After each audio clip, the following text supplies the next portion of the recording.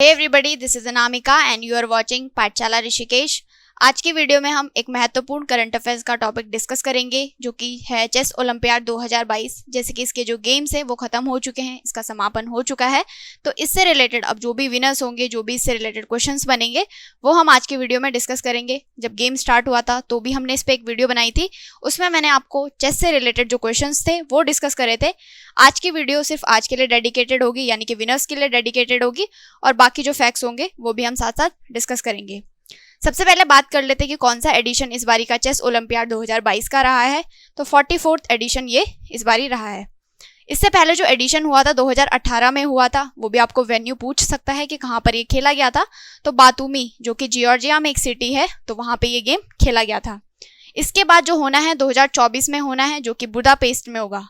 Budapest कहाँ है? ये है आपकी हंगरी की कैपिटल। तो यहाँ पे 2024 का खेला जाना है। बाइनियल इवेंट ये होता है, यानी कि हर 2 साल में खेले जाने वाला इवेंट होता है।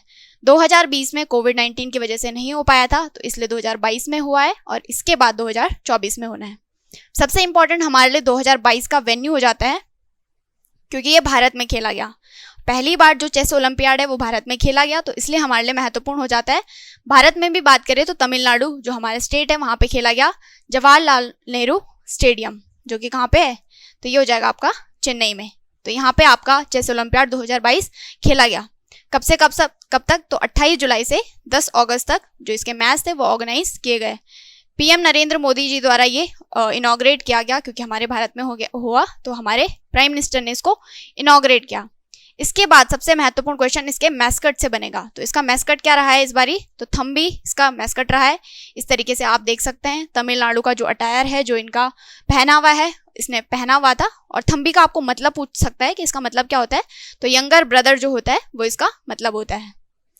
इसके बाद हम विनर्स या मेडल्स देख लेते हैं, जो आपको क्वेश्चन पूछेगा, जहाँ से जरूर पूछेगा यहाँ से। तो 2 तरीके के इवेंट जो होते हैं आपके चेस ओलंपियाड में होते हैं, एक ओपन इवेंट होता है और एक विमेन का इवेंट होता है।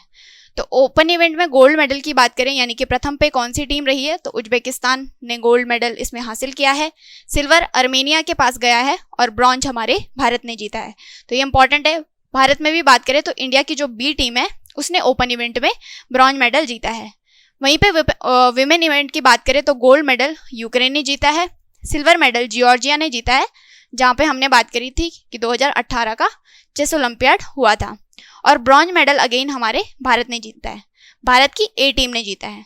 ठीक है, तो विमेन में ए टीम ने ब्रॉन्ज मेडल जीता है, और ओपन इवेंट में इंडिया की बी टीम ने ब्रॉन्ज मेडल जीता है, यानी कि दोनों में हम 3rd पोजीशन पे रहे हैं।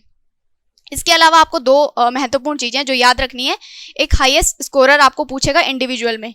ये हम बात करें ओपन इवेंट की, तो इनका नाम हो जाएगा डेविड हॉवेल, जो कि कहाँ के प्लेयर हैं? ब्रिटेन के प्लेयर हैं, तो ब्रिटिश प्लेयर ये हो जाएंगे। इसी में अगर हम बात करें वुमेन इवेंट में कौन रहे हैं जिन्होंने कि हाईएस्ट स्कोर हासिल किया है, तो इनका नाम है ओलिविया कोइलवासा, जो कि कहाँ की प्लेयर है? तो ये पोलैंड के प्लेयर हो जाएंगी। इस तरीके से आपको इनके कंट्री जरूर याद रखनी है। तो ये ब्रिटेन के हो जाएंगे और ये आपकी पोलैंड की प्लेयर हो जाएंगी। तो ये कुछ विनर्स थे और कुछ मेडलिस्ट थे जो आपको जरूर याद रखना है, यहाँ से क्वेश्चन बनेगा। अब हम देख लेते हैं इस बार इंडिया की क्या क्या पोजीशन रही है, कौन कौन से हमारे प्लेयर जो थे उन्होंने पार्टिसिपेट करा है। तो जैसे कि हमने बताया, इंडिया की जो बी टीम थी उसने ब्रॉन्ज मेडल जीता है, 3rd पोजीशन पर हम रहे हैं। तो इसके आपको प्लेयर्स जरूर याद रखने हैं। तो पहले प्लेयर आपके थे प्रज्ञानंदा, इनका नाम है। फिर डी गुकेश, इनका नाम से आप सब लोग आई होप परिचित होंगे। निहाल रौनक और आदिबन भास्करन इनका नाम है, जो कि इस टीम के प्लेयर थे। तो टोटल 5 प्लेयर इस टीम में हो जाएंगे। ठीक है, और 5 के नाम आपको याद रखने हैं। मैं आपको बता देती हूँ कि क्वेश्चन किस तरीके से यहाँ से पूछा जाएगा। कोई भी प्लेयर दे देगा, जैसे डी गुकेश आपको दे देगा और पूछेगा कि जो डी गुकेश अभी हाल ही में न्यूज़ में चल रहे थे, तो ये कौन से गेम से रिलेटेड है? तो स्पोर्ट्स से रिलेटेड है। तो इस तरीके से क्वेश्चन पूछेगा आपको घुमा फिरा के, क्योंकि चीज़ें न्यूज़ में चल रही होती है। तो एग्जामिनर इसी तरीके से आपके क्वेश्चन बनाता है। इसके अलावा क्या महत्वपूर्ण है, तो जो इंडिया की जो बी टीम है, तो हमारे लिए 2nd मेडल रहा है, यानी कि 2nd हमारे लिए ब्रॉन्ज मेडल रहा है। इससे पहले हमने 2014 में जो चेस ओलंपियाड था वो जीता था, उसमें भी हम ब्रॉन्ज मेडल लेके आए थे, और इस बारी भी हम ब्रॉन्ज मेडल लेके आए हैं। तो 2nd मेडल ये हमारे लिए रहेगा। इसमें एक और नाम इंपॉर्टेंट है, अधिबन जो भास्करन मैंने बताया, इनके लिए भी ये 2nd मेडल थे। तो ये पहले विनर हैं, पहले भारतीय ऐसे हैं जिन्होंने कि 2 चेस ओलंपियाड में मेडल जीते हैं। तो 2014 में जो हमने ब्रॉन्ज मेडल जीता था, तो ये उस टीम में भी थे, इसलिए इनके पास ये दूसरा मेडल हो जाएगा। अब हम आ जाते हैं इंडिया की जो ए विमेंस टीम थी उसके बारे में बात कर लेते हैं, उसमें कौन कौन से प्लेयर रहे हैं।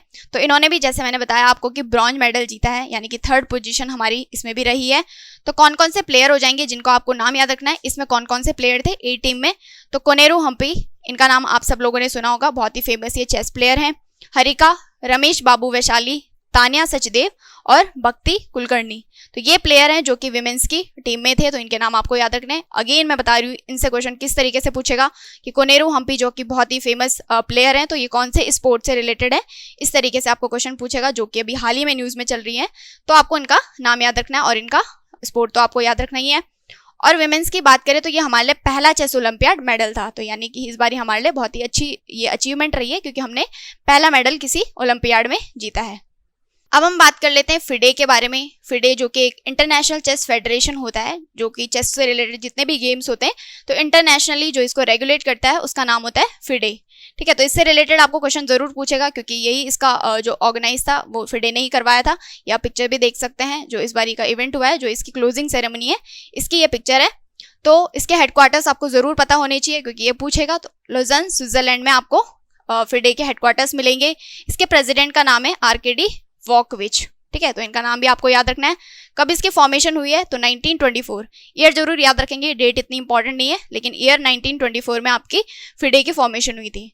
जब इसकी फॉर्मेशन हुई थी तो पेरिस फ्रांस में फॉर्मेशन हुई थी, लेकिन अभी हेडक्वार्टर्स लुज़र्न स्विट्जरलैंड में आपको देखने को मिलेंगे। मेंबरशिप की बात करें तो 200 से ज़्यादा आपको नेशनल एसोसिएशन इसमें देखने को मिलेंगे, यानी कि अलग अलग कंट्री से अलग अलग जो एसोसिएशन होते हैं वो इसमें पार्टिसिपेट करेंगे तो करते हैं। तो 200 से ज़्यादा ही आपको नंबर्स में देखने को मिलेंगी, यानी कि बहुत सारी जो कंट्रीज हैं वो इसमें पार्टिसिपेट करती हैं, यानी कि इसके अंतर्गत आती हैं, फिडे के अंतर्गत, तो चेस में वो पार्टिसिपेट करती हैं।